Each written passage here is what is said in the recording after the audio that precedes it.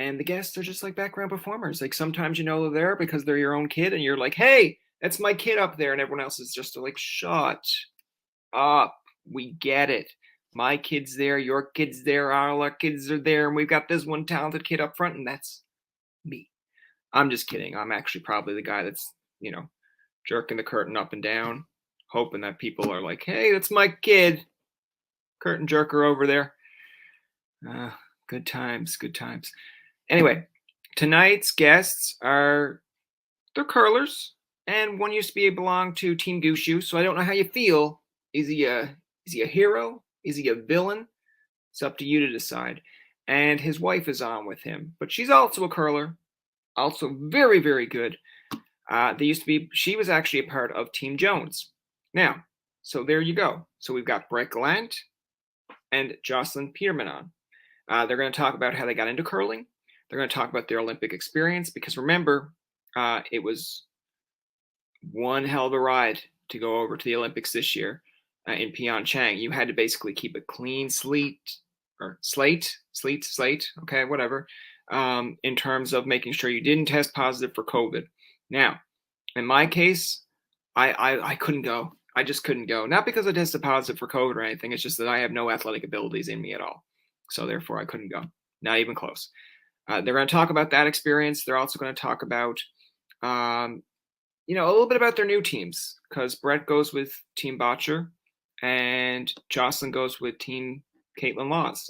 And I think it's interesting because really Team Laws is Team Jones and Team Fleury, just missing a few members because you're missing Jennifer Jones and you're missing Fleury. So they didn't even take Fleury. Fleury went to Holman's team. And it just gets really tangled, really confusing, but we're going to break it down. And we're also going to have a fun game at the end where to this day, Brett has not talked to me since this fun game. I am joking. We meet once a year to discuss like what happened and how we can resolve it. Again, I am joking. I'm kidding. All right, let's get into this episode.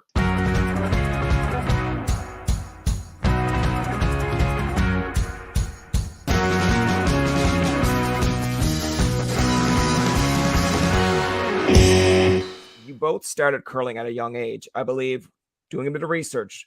Brett, you started at 4, and Jocelyn, you started at 5. That's what Wikipedia told me. You tell me I'm wrong, that's cool. But what got you into curling? Because I'm here in Newfoundland. I've tried hockey, tried soccer, not for me, but somehow I got into bowling. So I feel like it's equally as cool when you go to school and be like, "Hey, I'm a bowler." "Oh yeah, I'm a curler." Yeah. Hockey players are like, "All right, we know 2 people we're not inviting to the frat party." So yeah, tell me a little bit about how you both got into curling. I grew up in Red Deer, and my dad was the ice maker at the curling club. So everyone in my family curled, and my dad was working at the curling club. So we would take the school bus to the curling club after school and hang out there while he was still working. So I was probably on the ice a lot earlier than 5, but that's when I could officially join the junior program. And I think it was a couple years earlier than what was allowed, but I got a special exemption into the program because Dad was the boss. Oh, there you go. Yeah, I was going to say, I noticed like throughout a few interviews that we've had with like Jennifer Jones, Carrie Enerson, it's almost like someone dragged you to the rink and it's like, all right, how did they get involved in this? It's like, well, they had no other choice. You dragged them there. Yeah, exactly. But Brett, what's your story? Similar for me. Both my parents curled pretty competitively. Been to the Briar, been to the Scotties. Actually won a Canadian mixed championship together. Yeah, the same thing. I was just kind of spent a lot of time at the rink when I was younger, and my grandfather took me to the rink a lot when I was a kid because my parents were still competitively curling themselves. So he was kind of my first coach and kind of made me fall in love with the sport, and stuck with it ever since. I want to ask you now, you guys have gone to the Olympics, one with Team Jones, one with Team Gushu. Jocelyn obviously went with Team Gushu and Brett went with Team Jones. Imagine if people are like, is he that clueless? I'd be like, sometimes. But I want to ask you, because, these are 2 big names in curling with a lot of accolades behind them. But like, tell me a little bit about your Olympic experience. I know it's different because it was kind of like a bubble, but tell me, like, what you taken out of it because it was your first time there, and just like what they kind of helped you with. Because I find it was interesting because I know there may be similar demeanors with both, but when we were interviewing Jones compared to Gushu, I found Jones was almost like, yeah, we're so excited for Jocelyn to have her first experience. Like, we're just going to let her soak it in. And Gushu's mindset now, again, nice fella, but I felt like he was like, when we get there, there's no visitation. It's locked down. We're going for gold. And I was like, all right.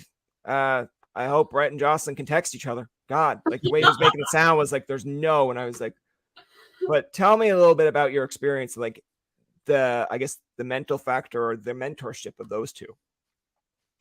Yeah, it was like, I think obviously it was a unique Olympic experience with the pandemic and everything. For us, it seemed to be a really long lead up into when we could finally curl, because the two of us started isolating from the rest of the world around Christmas time, and then our teams gathered in early January and isolated for 3 weeks before the Olympics. And then you travel over there and you're still sort of isolating from other teams and other athletes to a degree. And like, all in all, it wasn't just the 2 weeks of the Olympics in China. It seemed to kind of stretch on for about 2 months. So it was, I guess, even maybe before the event even started, we were almost, I wouldn't say fatigue, but mentally you're just like, okay, like you're just itching to get started, and you're kind of like, okay, I've been waiting so long for this to get going.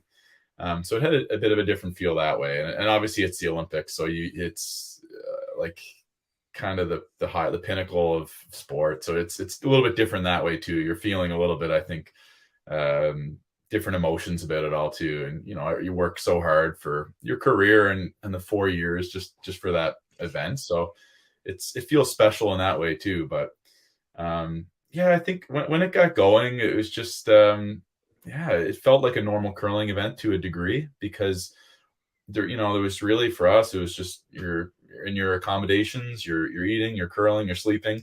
So it's similar in that sense too. But then on the other hand, it still is the Olympic Games, and there's a, I don't know, uniqueness as well. But we our biggest, I think, hurdle was maybe the ice conditions, and it took us a little while to get really comfortable with those. And maybe we never did get completely comfortable as some of the other teams were, because some of the teams were playing their A level of game, and we just never seemed to get beyond our B plus sort of level of play. And that's kind of why we ended up with third place. It just, we never quite got our A plus game from all four of us at the same time, and they did.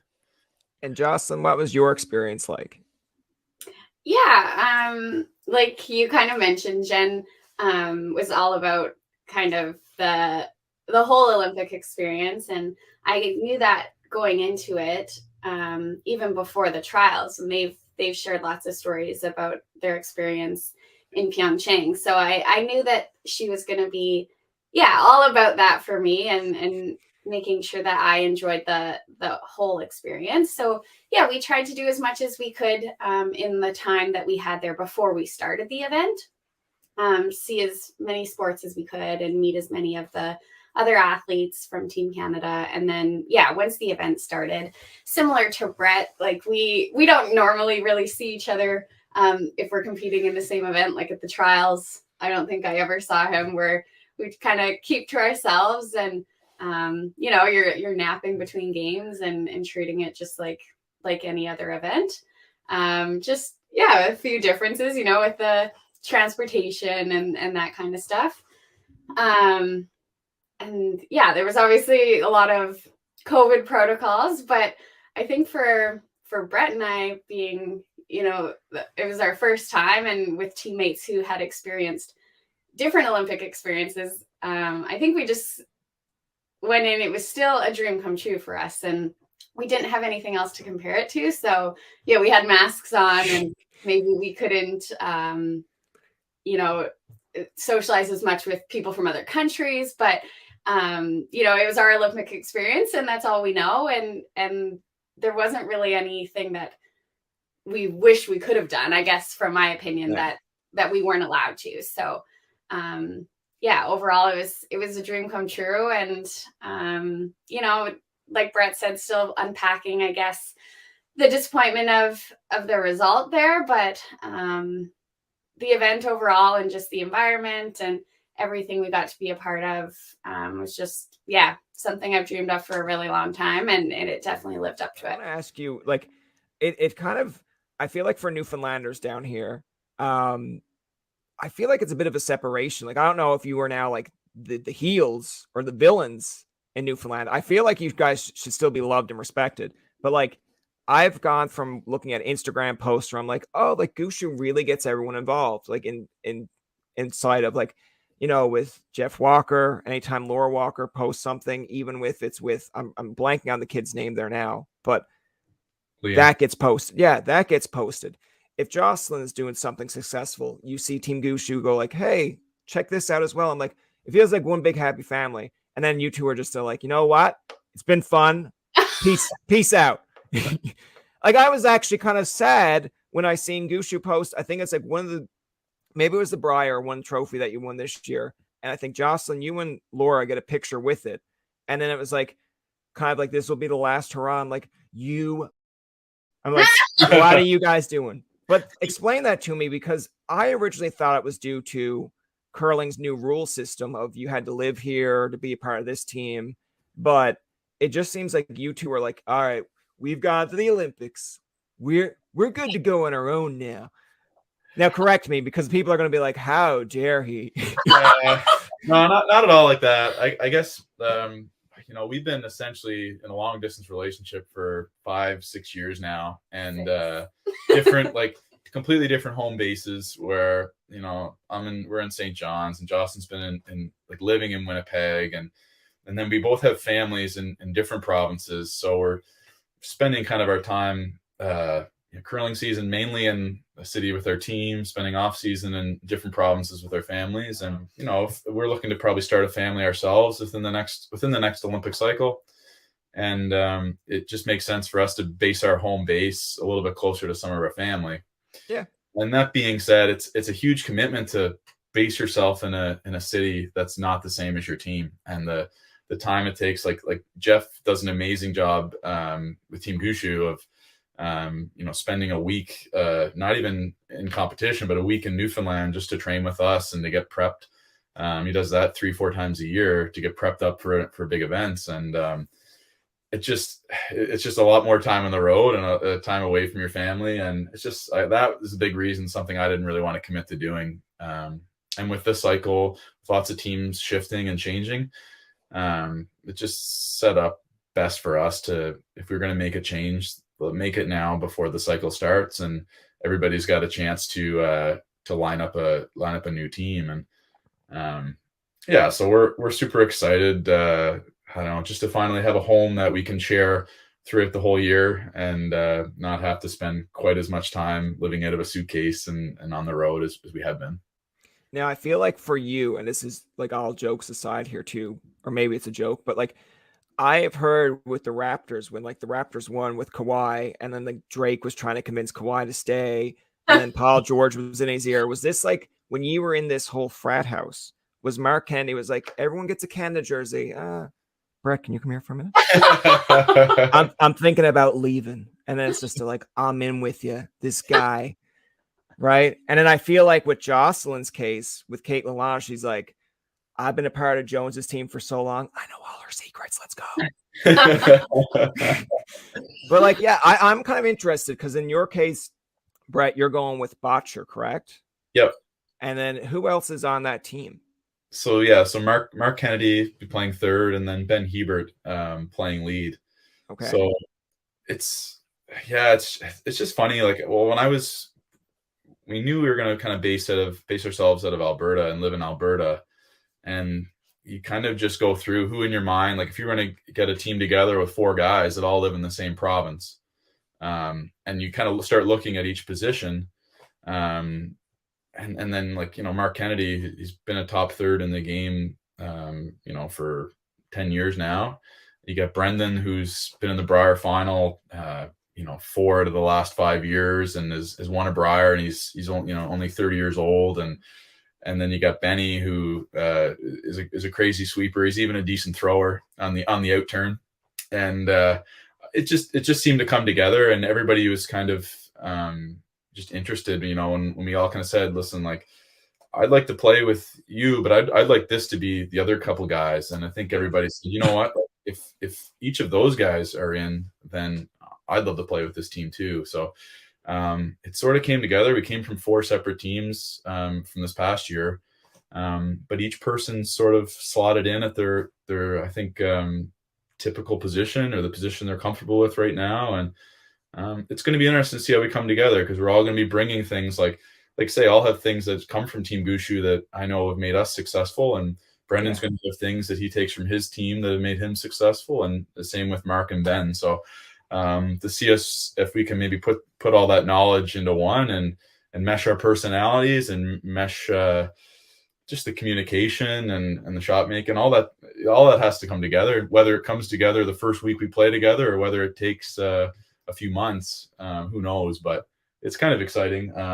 It's a new challenge for me. I mean, you can't, like, I'm coming from Team Gushu. I think we were one of the best teams in the world for the last 8 years. So you can't really replace those guys. I mean, amazing players, but it's a new challenge for me, and I'm really stoked with the team that we got assembled. So it's going to be, like I say, it's going to be work to put the pieces together and make it successful. But it's a new challenge, and that's exciting too.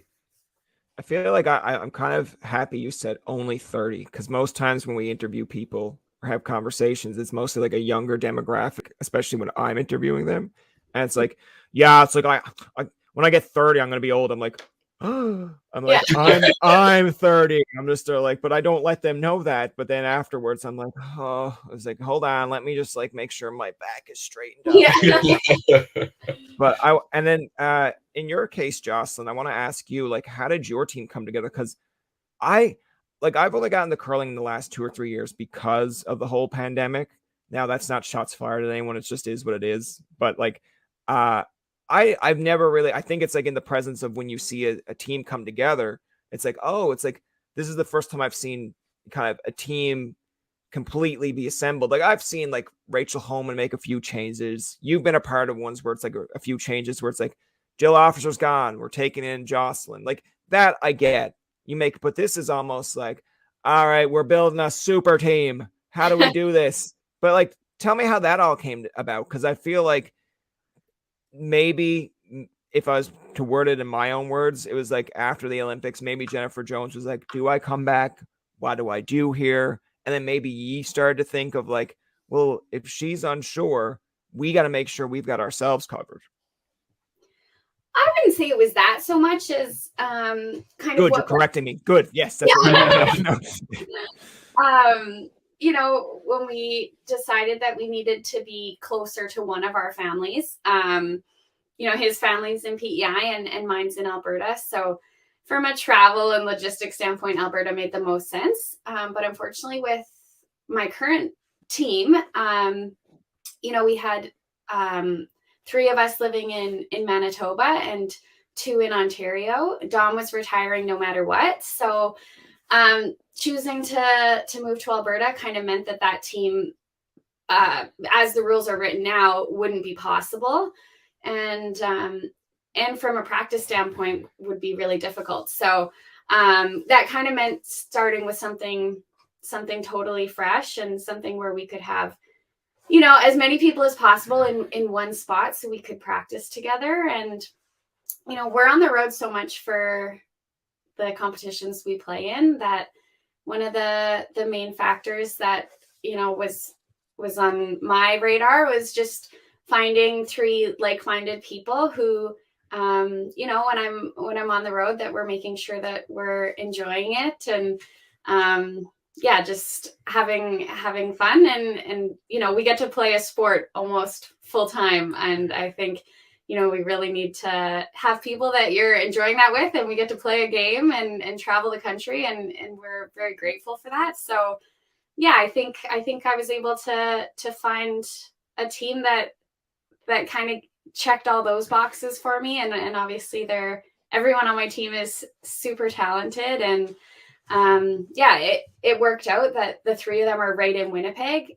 It's a little bit of a commute for me to train with them, but you know, it was the best case scenario to have teammates that are, so hardworking, so talented, and just, so great to be around and be able to play the game with.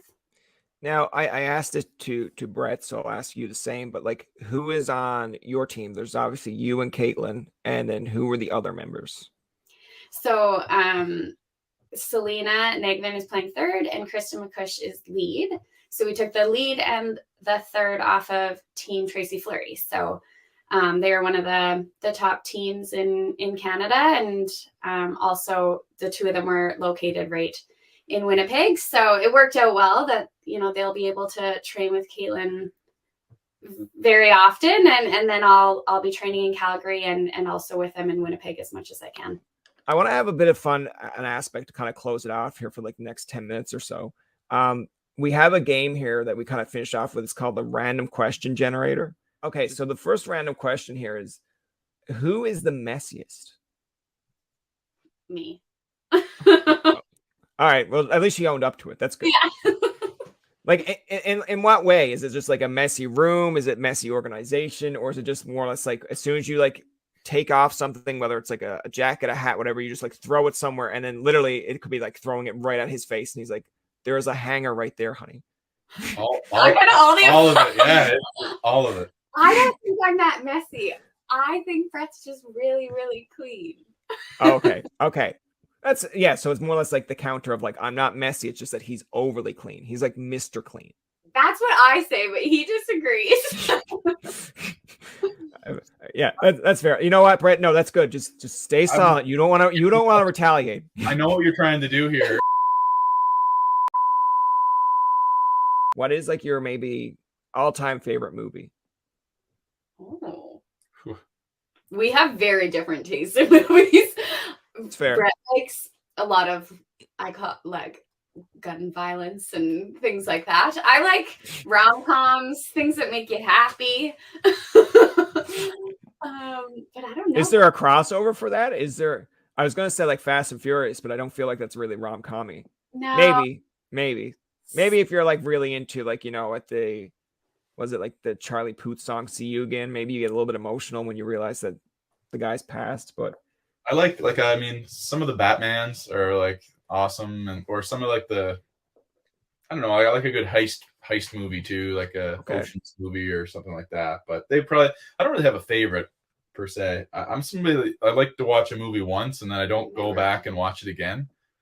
Like I'd rather watch something that I've never watched, even if it's not as good, than watch something like 10 times. So I guess that way I don't really maybe get favorites as much. That's an understandable reason. What do you think, Jocelyn?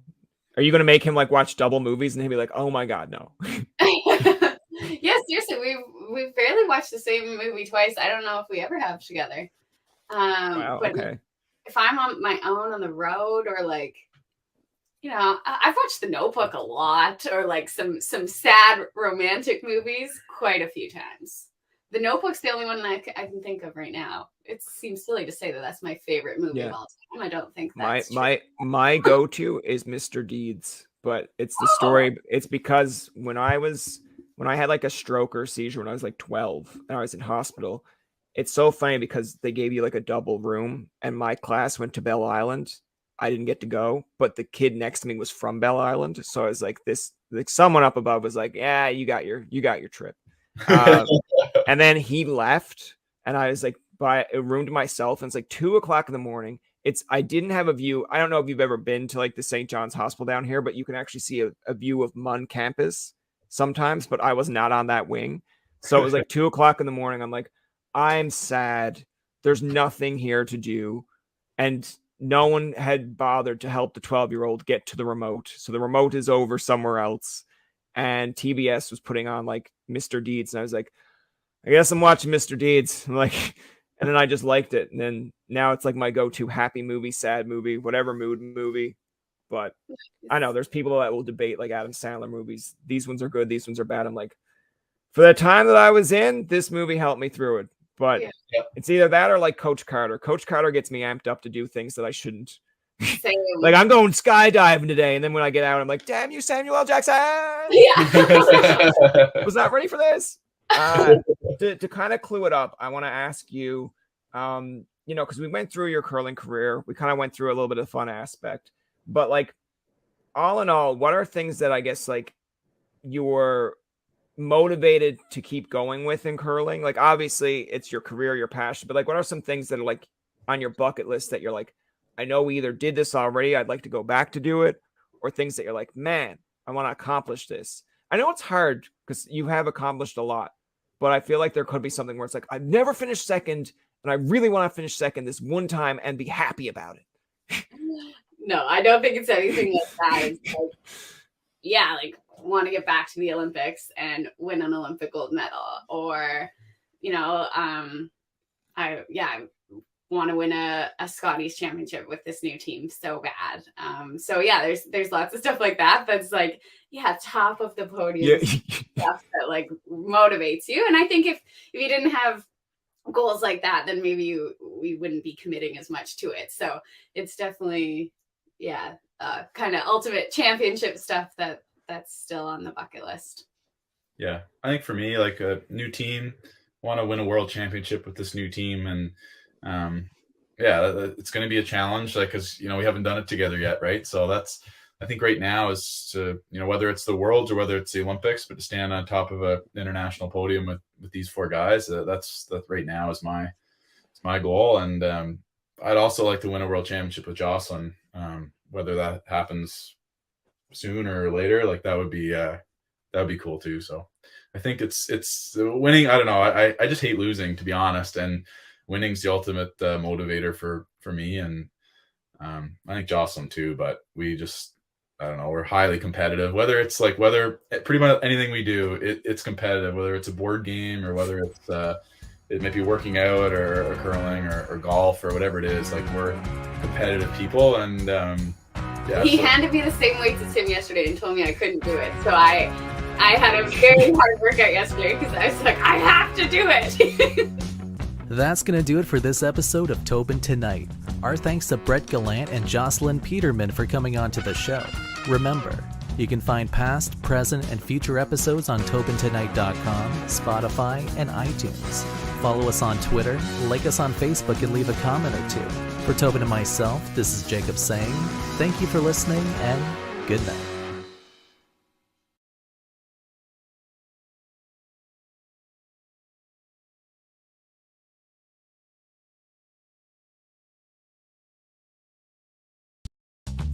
This program is brought to you by Ignite TV.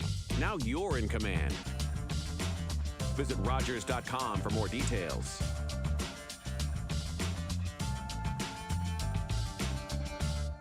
If you have a comment about this program, we'd love to hear it. Email or call us, or send us your feedback through social media.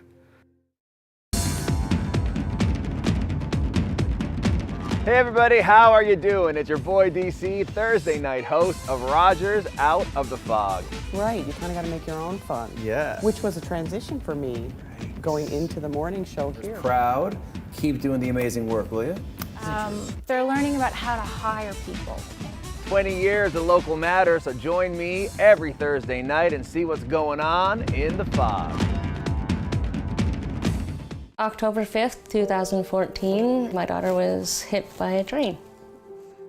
She was walking along the sides of the tracks, and it shattered her world. Come share in the joy and laughter with Spirit of Newfoundland as they celebrate 25 wonderful years. Join your favorite Spirit performers as they toast a quarter century of fun, food, and fantastic music. For ticket information and upcoming events, check out spiritofnewfoundland.com or phone 579-3023.